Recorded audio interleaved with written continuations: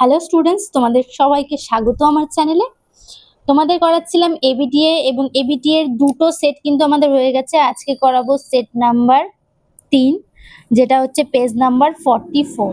ঠিক আছে, তো ফার্স্ট প্রশ্নে চলে যাই। আর যারা আগের সেটগুলো দেখোনি অবশ্যই দেখে নিও, যারা প্রিভিয়াস ইয়ার করোনি অবশ্যই প্রিভিয়াস ইয়ারের কোয়েশ্চেন আনসারও কিন্তু করে নিও, তাহলে কিন্তু অনেকটা হেল্প হবে। সবার প্রথম প্রশ্ন বলেছে, নিচের কোনটি লায়োফিলিক কোলয়েড?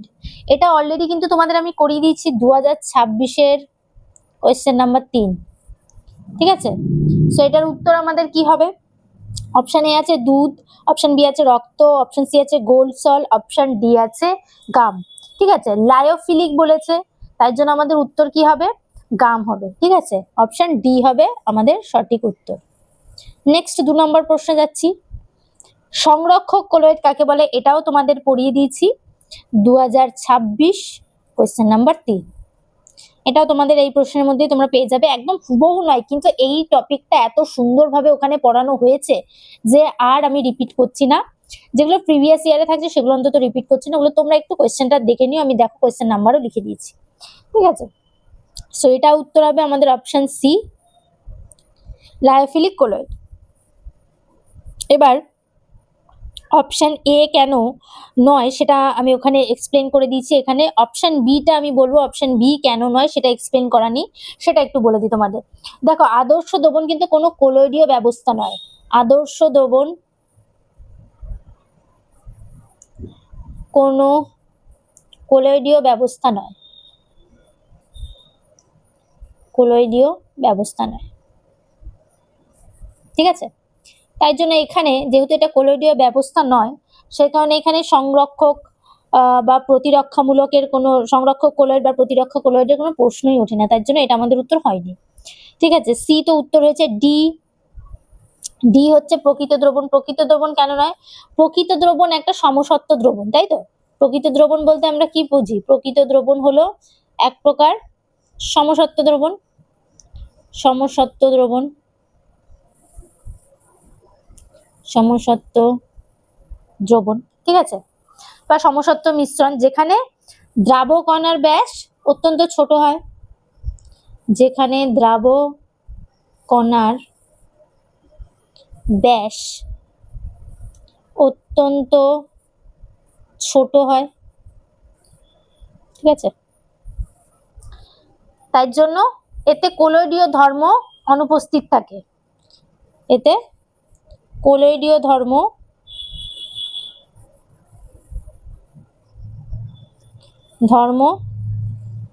অনুপস্থিত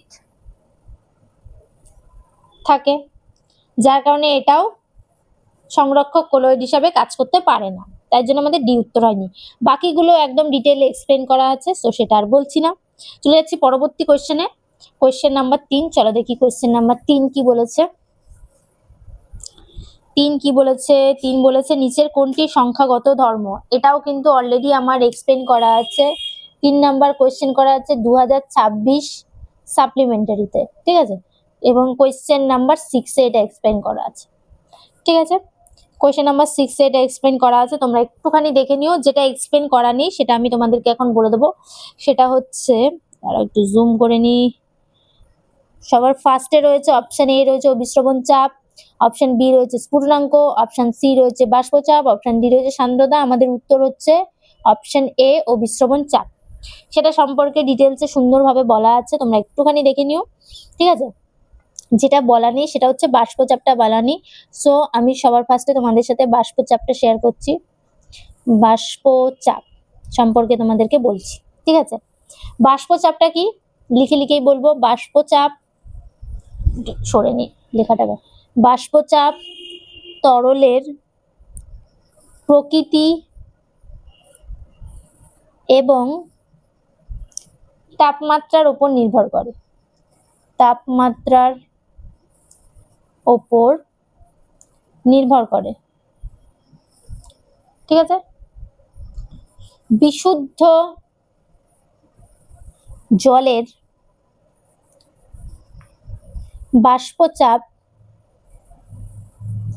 নির্দিষ্ট তাপমাত্রায় নির্দিষ্ট থাকে। নির্দিষ্ট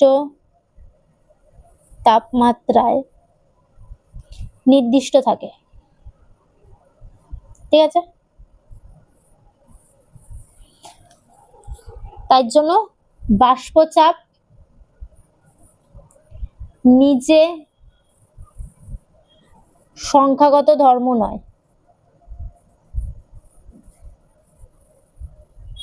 ঠিক আছে, দ্রবণের বাষ্পচাপের আপেক্ষিক অবনমন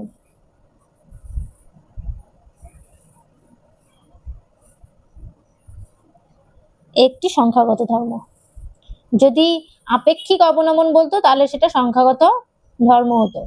আচ্ছা, এবার একটুখানি বলে দিই, যেহেতু তোমরা এই কোশ্চেনটা দেখবে তবুও তোমাদের একটুখানি বলে দিচ্ছি যে 2026 সালের সাপ্লিমেন্টারি কোশ্চেন নাম্বার 6 এ প্রচন্ড ডিটেলসে অনেকক্ষণ ধরে এক্সপ্লেন করা আছে এই কোশ্চেনটা, তো সেখান থেকে তোমরা দেখবে। বাট এখান থেকে যেটা একটা জিনিস বলা সেটা হচ্ছে একটুখানি বলে দিই সংখ্যাগত ধর্মটা কি।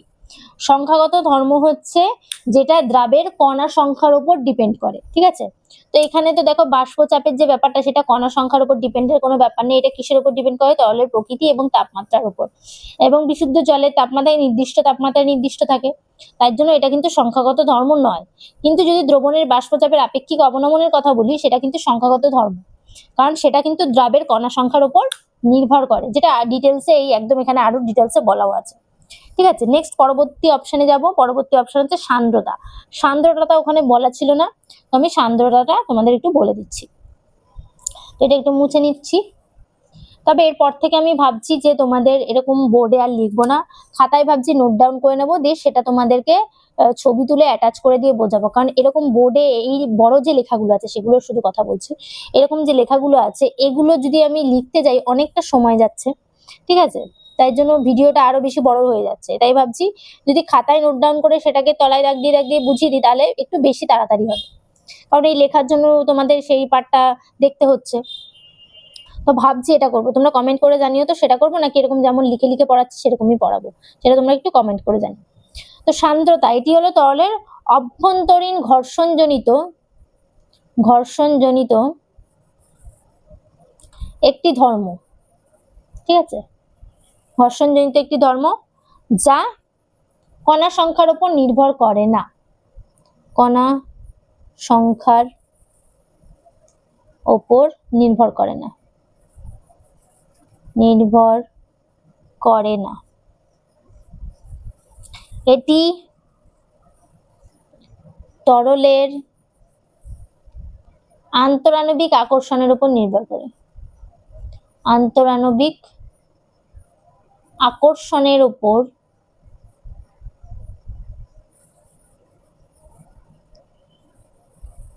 নির্ভর করে। ঠিক আছে, তাহলে কি হলো কথাটা, যে সান্দ্রটা কি? এটা একটা তরলের অভ্যন্তরীণ ঘর্ষণজনিত একটি ধর্ম, যেটা তোমরা বহুবার ক্লাস 9 থেকে মোটামুটি পড়ে আসছো যে সান্দ্রতা কি, তো সেইখানে এই ব্যাপারটা আছে, যেটা কিন্তু কণা সংখ্যার উপর নির্ভর করে না। ঠিক আছে, এটা কি এক ধরনের আন্তরাণবিক আকর্ষণ, তার জন্য এটার কণা সংখ্যার উপর নির্ভরের কোনো ব্যাপার নেই, তার জন্য এটা আমাদের উত্তর হয়নি। ঠিক আছে, স্ফুটনাঙ্কটা বলাই আছে, তোমরা দেখে নিও। নেক্সট পরবর্তীতে যাব কোয়েশ্চেন নাম্বার 4। চলো দেখি কোয়েশ্চেন নাম্বার 4 কি বলেছে। 4-এর কোয়েশ্চেনটা একটা নতুন প্রশ্ন দিয়েছে, তো চলো 4-এর প্রশ্নটা আমরা সলভ করি। কোয়েশ্চেন নাম্বার 4 কি বলেছে চলো দেখি। বলেছে দ্রবণের অস্বাভাবিক আচরণ পরিমাপ করা হয় যেটি দ্বারা। সহজে উত্তর কি? অপশন ডি দিয়েছে, কেন এটা সি হবে। ঠিক আছে, অপশনটা সি হবে। ঠিক আছে, ভ্যান্ট অফ গুণকের মাধ্যমে সি হবে ওটা অপশনটা ডি দিয়েছে, ভুল দিয়েছে। তোমরা স্ক্রিনেও আশা করি দেখতে পাচ্ছ। তাহলে এটা কেন হলো সেটা একটুখানি দেখে নেবো। যারা মনে করছে যে কেনটা দেখবে না তারা স্কিপ করতে পারো, বাট যে কোনো কিছুরই আমি চেষ্টা করব যতটা সম্ভব এক্সপ্লেন করা যায়। দ্রবণের অস্বাভাবিক আচরণটা কিসের উপর নির্ভর করে? দ্রবণের অস্বাভাবিক আচরণ নির্ভর করে দ্রাবের সংযোজন এবং বিয়োজনের উপর। দ্রাবের সংযোজন এবং বিয়োজনের উপর। ঠিক আছে, যেটা তোমরা অলরেডি পড়ে ফেলেছো, কোনো একটা প্রশ্নে আমি এটা করিয়েছিলাম। ঠিক আছে, তার মানে ডিটেলসে যদি লিখতে যাই কি লিখবো, যখন কোনো দ্রাব্য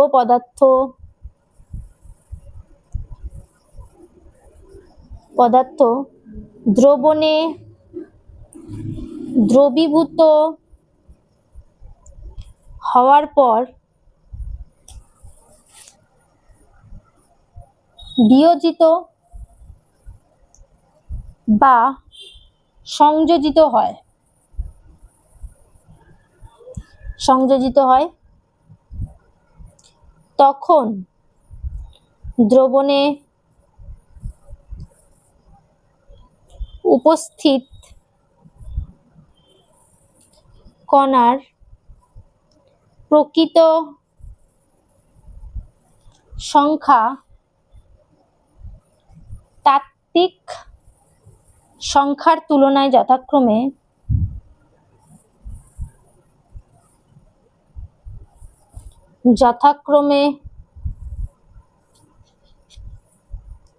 বৃদ্ধি বা হ্রাস পায়। ঠিক আছে, যেহেতু দ্রবণের সংখ্যাগত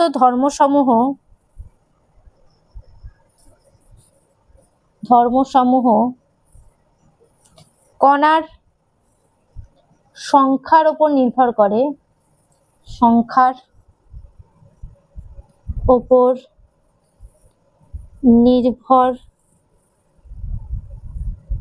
করে, তাই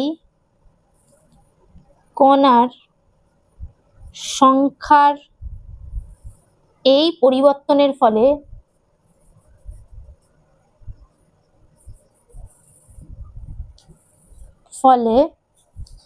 দ্রবণের আচরণে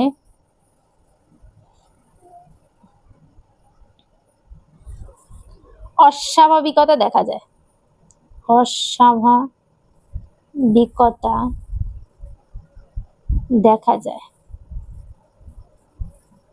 ঠিক আছে, এবার এই যে ভ্যান টফের কথা বলছি, সেটা কে? একজন বিজ্ঞানী ভ্যান টফ দ্রবণের এই অস্বাভাবিক আচরণ বা সংখ্যাগত ধর্মের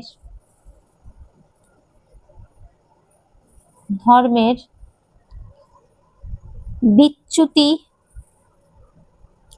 পরিমাপের জন্য ভ্যান টফ গুণক প্রবর্তন করেন।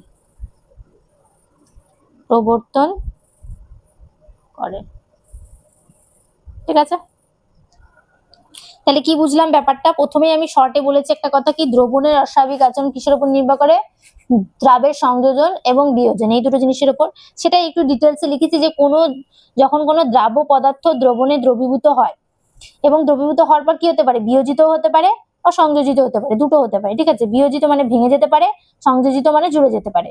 যেমন কি দেখো, আমি একটা জিনিস দেখাই, CH3COOH, এটা বিয়োজিত হতে পারে, COO minus plus H plus, এটা কি হলো? বিয়োজিত হলো। আবার সংযোজিত হলে কি তৈরি করে? মানে ডাইমার তৈরি করে। সেটাও একটু তোমাদের দেখিয়ে দিই এখানে ছোট্ট করে, বন্ড মানে হাইড্রোজেন বন্ডিং এর থ্রু, ঠিক আছে, ডাইমারও তৈরি করতে পারে, CH3OH। ঠিক আছে, দেখো এটা তার মানে কি হলো? এটা হচ্ছে সংযোজিত হলো, এটা বিয়োজিত হলো। ঠিক আছে, তখন দ্রবণে উপস্থিত কণার প্রকৃত সংখ্যা তাত্ত্বিক সংখ্যার তুলনায় যথাক্রমে বৃদ্ধি বা হ্রাস পায়। কেন বৃদ্ধি বলেছে? এটার ক্ষেত্রে বৃদ্ধি পাচ্ছে, এটার ক্ষেত্রে হ্রাস পাচ্ছে। ঠিক আছে, যেহেতু দ্রবণের সংখ্যাগত ধর্মসমূহ কণা সংখ্যার উপর নির্ভর করছে, দেখতে পাচ্ছ, তাই কণা সংখ্যার এই পরিবর্তনের ফলে দ্রবণের আচরণে অস্বাভাবিকতা দেখা যায়। যেহেতু সংযোজন হচ্ছে, কোনো সময় সংযোজন হয়, কোনো সময় বিয়োজন হয়, তাই অস্বাভাবিক আচরণ তো আমরা দেখতে পাচ্ছি, কণা সংখ্যার জন্যই দেখতে পাচ্ছি। কণা সংখ্যা কখনো বৃদ্ধি পাচ্ছে, কখনো হ্রাস পাচ্ছে। ঠিক আছে, তাই বিজ্ঞানী, কারণ এখানে ধরো এখানে তো এই দুটো নিয়ে একটা তৈরি হচ্ছে না, তাহলে এটার ক্ষেত্রে কি হচ্ছে, হ্রাস পাচ্ছে, আর এটার ক্ষেত্রে একটা থেকে দুটো তৈরি হয়েছে, তার মানে এটার ক্ষেত্রে বৃদ্ধি পাচ্ছে। ঠিক আছে, তাই অস্বাভাবিকতা দেখা যায়। তাই জন্য বিজ্ঞানী ভ্যান টফ নিজের নাম দিয়েই প্রবর্তন করেন ভ্যান টফ গুণক। এই অস্বাভাবিক আচরণটা পরিমাপের জন্য তো একটা এককের প্রয়োজন, যেটা আমরা কি দিয়ে ডিনোট করি, আই দিয়ে। আই দিয়ে ডিনোট করি ভ্যান টফ ফ্যাক্টরকে, ভ্যান টফ ফ্যাক্টর। ঠিক আছে, তাহলে আমাদের উত্তর কি হচ্ছে, অপশন সি। এবার বাকিগুলো কেন হয়নি সেটাও আমরা একটুখানি দেখে নেব। তো এটা মুছছি, ভালো করে বুঝতে না পারলে আরেকবার একটু রিপিট দেখো। জিনিসটা খুব সহজ, খুবই সহজ, মানে একদম ছোট বাচ্চাদের মতো। ঠিক আছে, বাচ্চাদের যেমন ভাবে 1+1 2 হয়, এরকম ভাবে বোঝানো হয়, আবার 2 ভেঙে 1 দুটো 1+1 হয়, এরকম একটা ব্যাপার। ঠিক আছে, সেরকম ভাবে জিনিসটা। তো পরের অপশনটা কি বলেছে চলো দেখি। অপশন বি বলেছে গারত্ব গুণক। গারত্ব গুণক তো আমাদের উত্তর হবে না, কারণ এটা হচ্ছে গারত্ব গুণক, হচ্ছে গারত্ব গুণক। এটা কি, এটা হচ্ছে দ্রবণের উপাদানের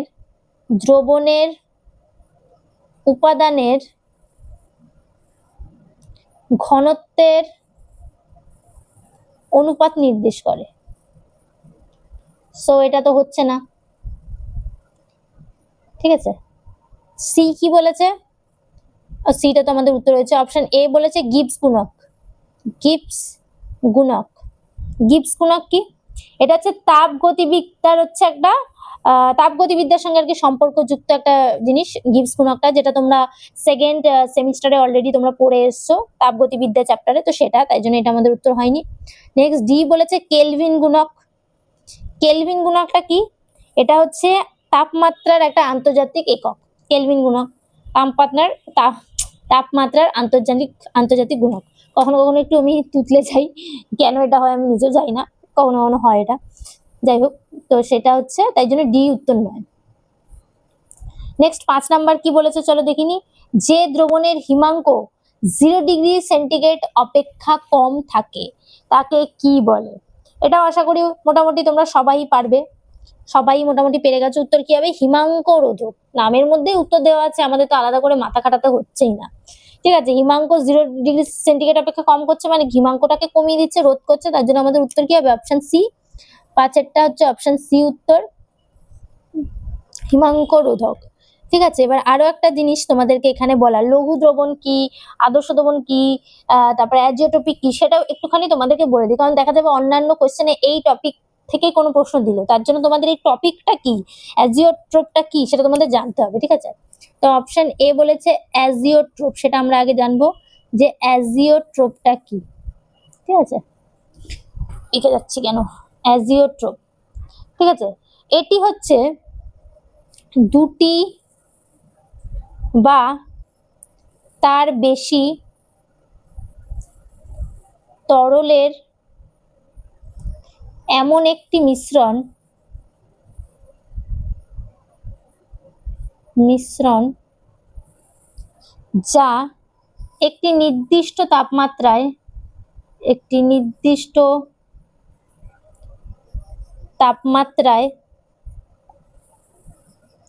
ফুটতে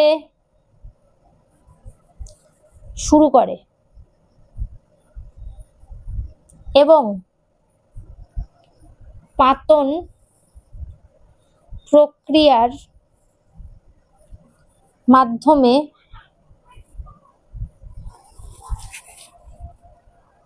এর উপাদানগুলির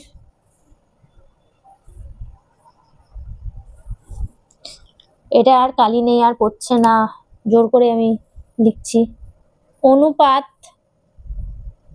পরিবর্তন করা যায় না,